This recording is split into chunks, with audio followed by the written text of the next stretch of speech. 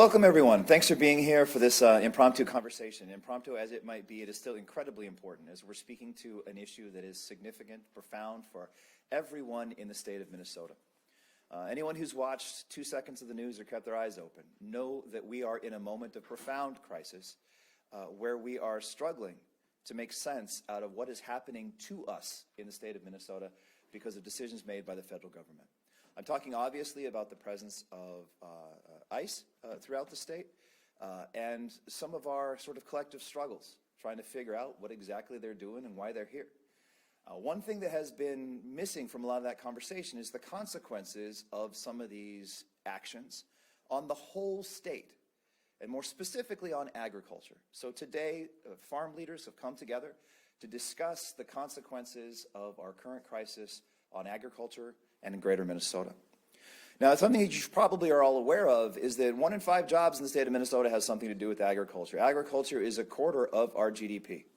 It is incredibly important to the state economically and in terms of who we are as a people. The current crackdown is having a tremendous economic and existential consequence for the agricultural economy and for farmers themselves.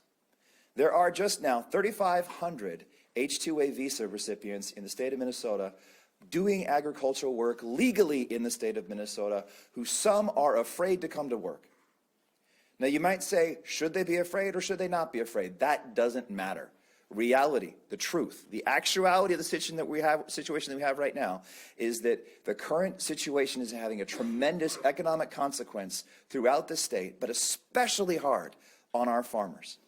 Farmers who were already struggling to have labor help. Farmers who are already struggling with commodity prices that are not behaving the way they should are now having to contend with having no labor and no consumers to do their businesses and to run their farms. That's a problem we haven't been talking about enough, and today we're going to talk about it. So we're going to start off by hearing a little bit from our friend Senator Rob Kupek, Vice Chair of Agriculture, Senator from Moorhead. Thank you, Senator Putnam. Thank you all again for being here. Look, this last year has been a very difficult year within the agricultural industry between tariffs, animal diseases, storms that have taken out grain bins and we don't have holding capacity while we're waiting for trying to export things and we don't have the capacity to do that. We've had severe cuts to federal funding, and now we have ICE agents who are roaming around the countryside, causing disruptions through the ag industry. We're facing even more disruptions as those federal agents move through. A lot of the focus has obviously been on the Twin Cities, but there are ICE agents all out into rural areas, including up into parts of my district. A healthy, thriving agriculture economy depends on the work of immigrants and guest workers that are here legally.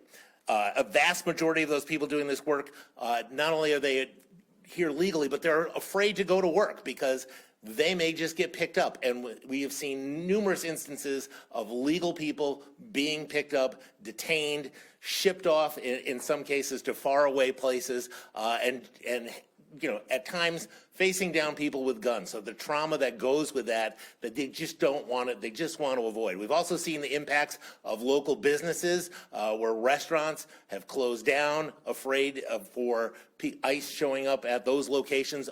Even in rural areas, we've seen that. We've seen working around in the Pelican Rapids area where there's a large turkey processing plant that ICE has been very active in that community, and those people are afraid to go to work. People who are there legally, who just don't want to get caught up in this net that's being cast out there, clearly just not done in any kind of strategic way or thoughtful way, and they're just rounding up people off the street. That is not the United States that we have known for 250 years. It is so counterintuitive to what our founding fathers thought this country should be about. When you read through the Declaration of Independence and you get to the part of the list of grievances against King George, go read that section and see if it doesn't match up to what is happening in this country right now.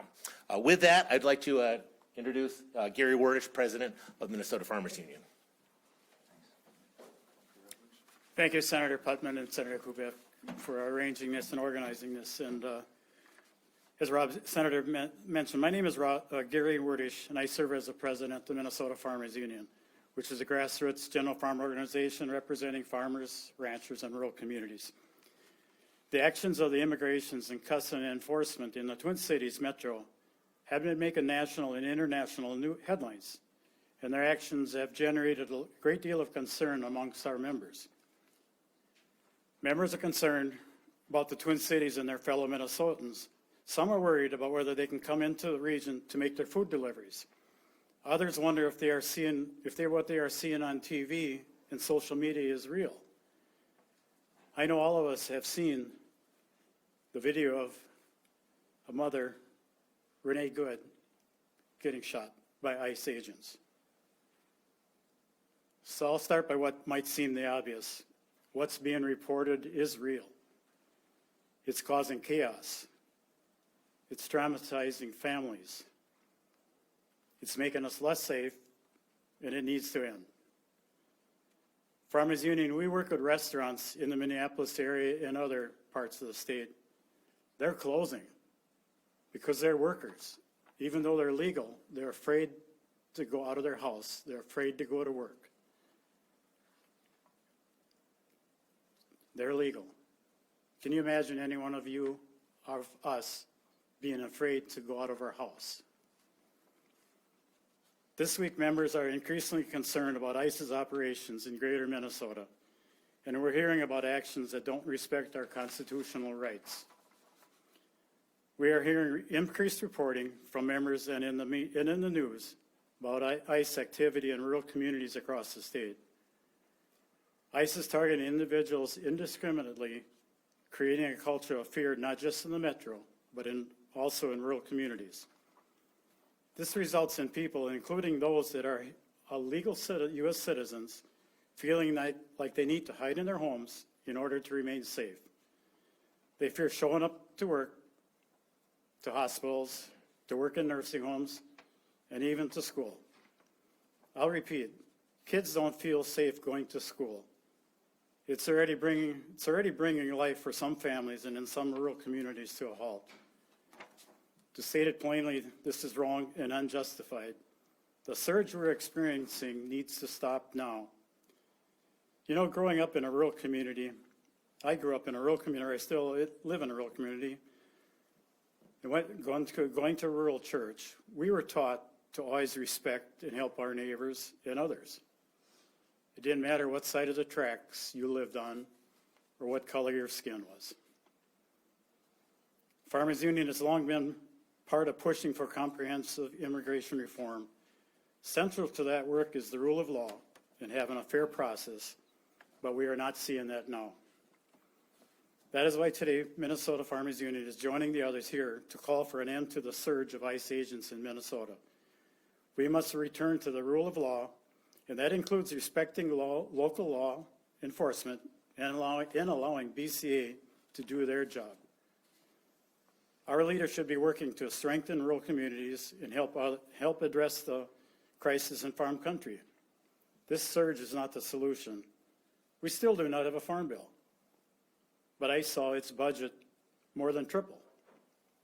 All of our congressional representatives need to stand up for Minnesota, the rule of law, and basic human decency. With that, I'll turn it over to Assistant Commissioner Andrea Babel. Thank you so much, Gary. Thank you to Senator Putnam and Senator Kupak and Gary and Farmers Union for their leadership in speaking out.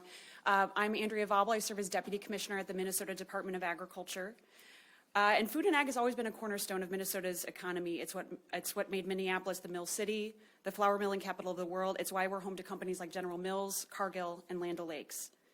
Ag and food generate over $105 billion in sales annually and support more than 388,000 jobs across the state. Immigrants are a critical part of this labor force.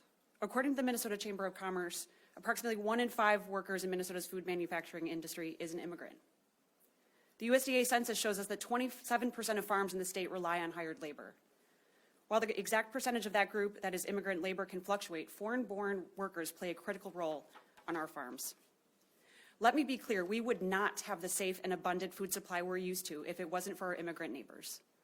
That's why we're seeing the actions of ICE and other federal agents is so alarming. This isn't about identifying and detailing detaining criminals or those in the country illegally. It's about fear and it's about intimidation.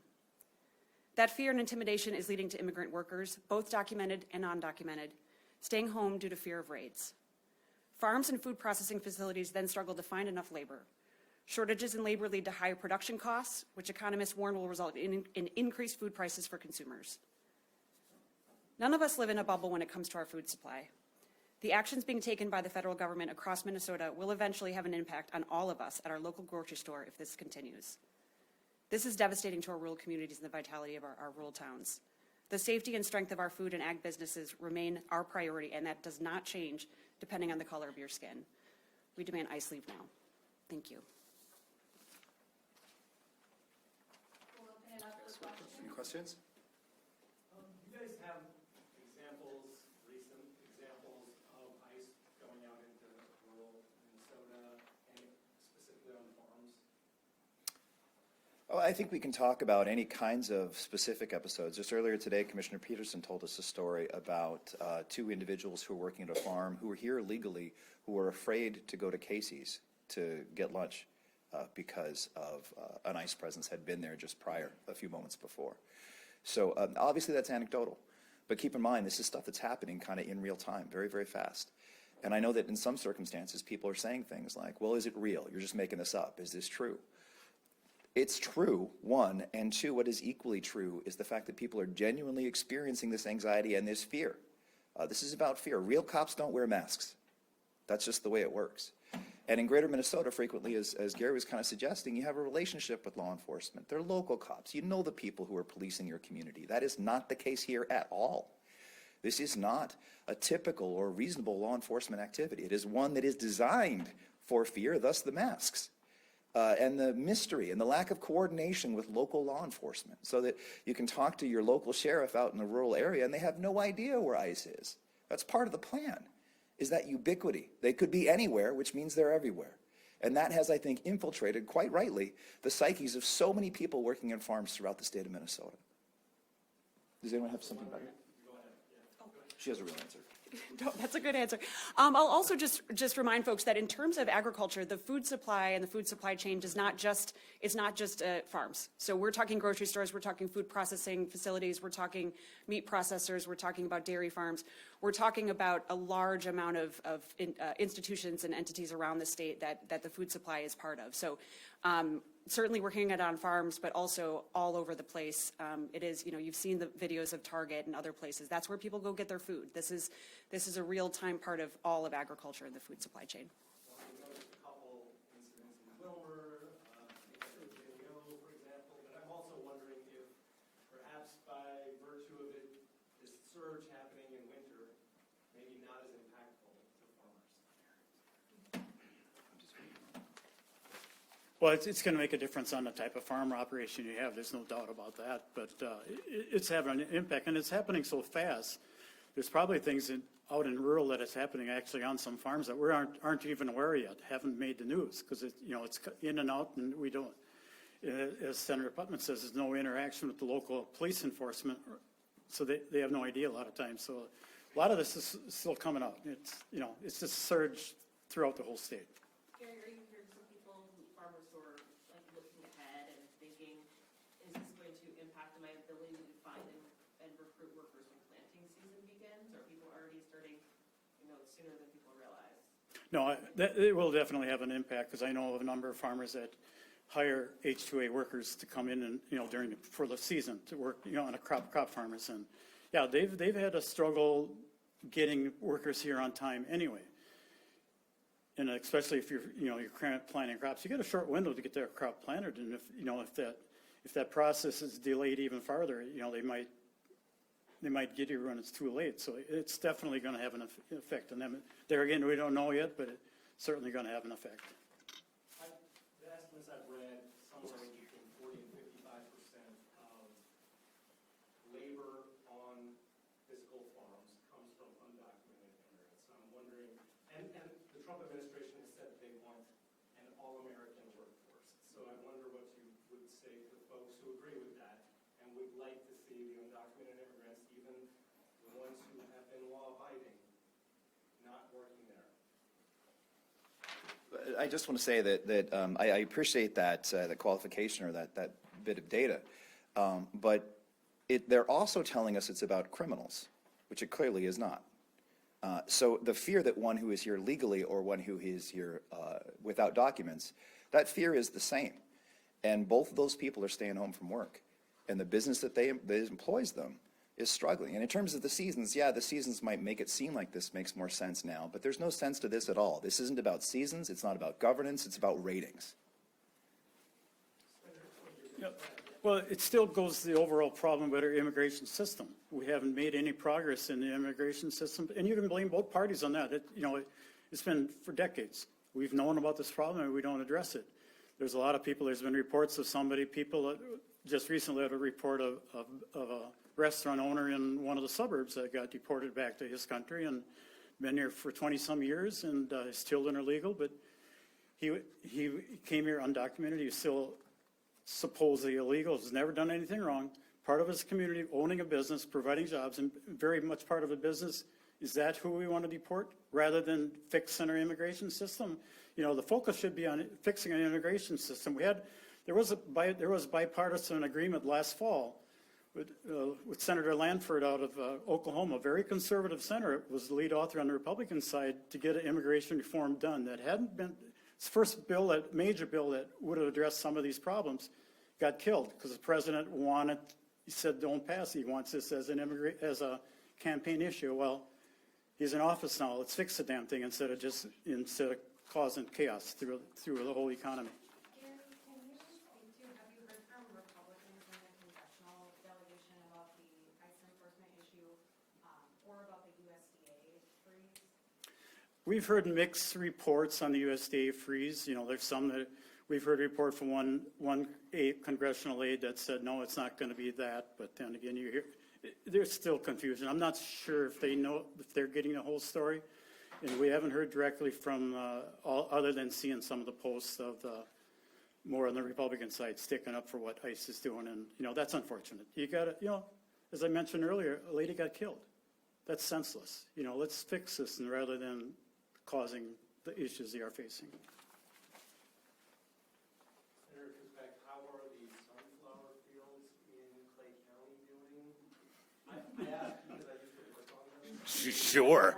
Well, the funny thing is for a long time, we moved away from a lot of sunflowers up in the Red River Valley. And it is actually a crop that we've been turning back to because of tariffs and commodity prices that have been really bad. We've seen a resurgence of sunflowers coming back. Right now, there are no sunflowers growing in the Red River Valley.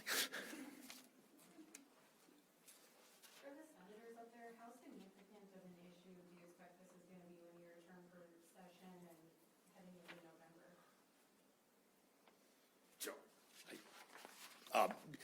So I am also, besides, I'm on the subcommittee that's been looking at federal impacts, and, it is, part of the problem is that anything that comes from this administration seems no plan, and it changes day to day, and trying to keep track of that and figure out what we're doing.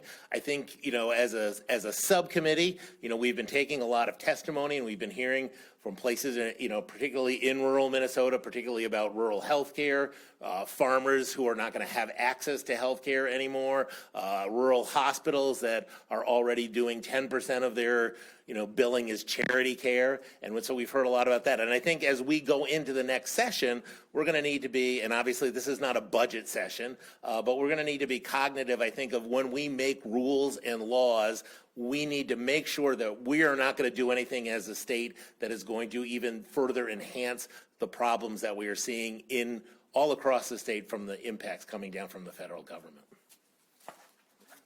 So I think it's a fantastic question. Obviously, legislatively, we have no jurisdiction to handle with these concerns primarily, but we are actually in our communities. Unlike Kristi Noem, we're in our communities and we know what's going on in them. And so part of our job, I think, is to stay in touch with our communities and make sure that everyone outside of them knows what's actually really happening. I think our primary responsibility right now is to document the truth and let people know what's actually happening in greater Minnesota, at the farms, at the meat processing plants. Because there's a lot of misinformation and confusion out there. There's deliberate confusion out there. And even though we can't do anything by passing laws, what we can and must do is make sure that the truth gets known. Have you seen any data or evidence that this issue, ICE enforcement, is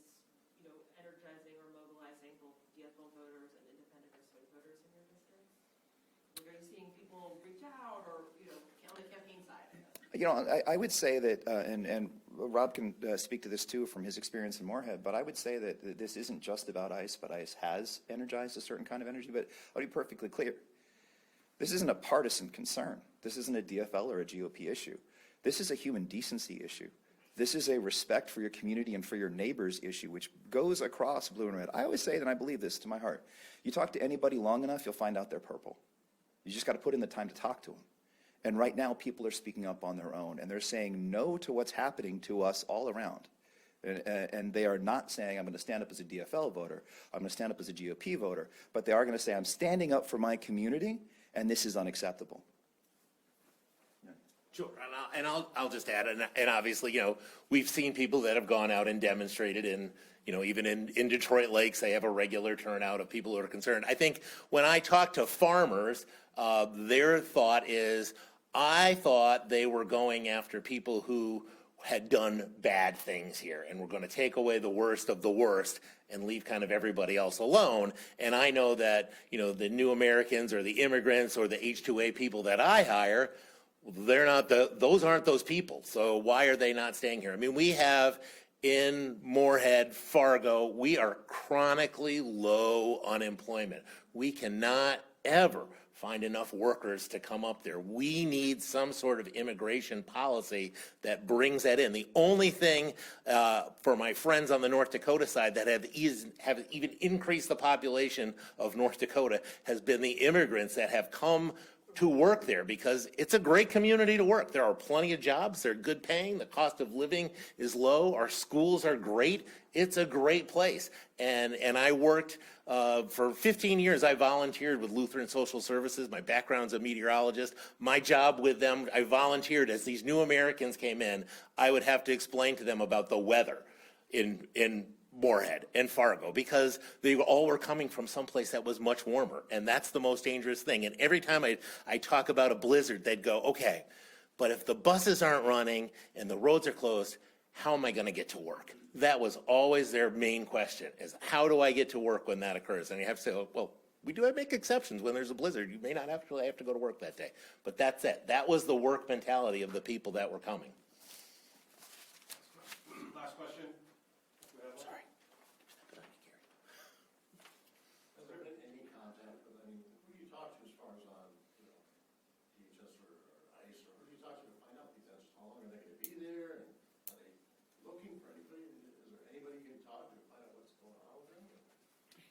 Just quickly, I think Andrea probably, Deputy Commissioner Vauble probably has a much more nuanced perspective on this, but we've been talking with the Commissioner and with the Department of Agriculture a fair amount, and one of the biggest challenges that I really wanted to underscore today is the absence of transparency and clarity. We just don't know, you know, and in past administrations, I'm guessing that Tom could probably call somebody up and they would answer the phone, call him back and tell him what's going on. That's not what's happening here.